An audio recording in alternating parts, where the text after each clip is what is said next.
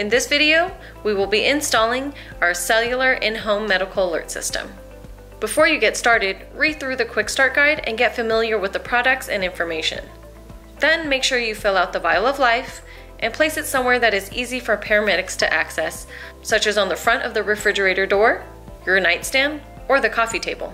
Next, you will want to download the free Account Manager app, where you can manage your account details and their emergency call list. Now it's time to install. Step 1. Place the base unit in an open area with a strong signal, such as by a window or a glass door. Step 2. Place the base unit's power adapter into the power outlet. Step 3.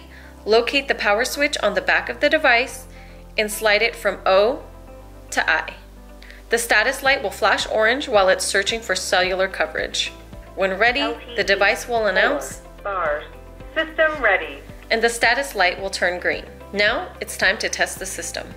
Start by pressing the help button on the base unit. It will announce calling for help. You will hear the alarm go off and may experience brief silence. Once connected, a live dispatcher will come over the two-way speaker on the base unit to access your needs. Hi, this is Ben. Do you need help? Hi, no thank you, I'm just testing. Alright, so you are testing, is that correct? Correct. Kindly let them know you are okay and just testing. Once the operator disconnects, press the reset button on the back of the base unit. Now, follow the same steps to test your wearable button and any additional buttons you may have, such as the wall button or fall detection button. That's it. You are all set up and ready to go.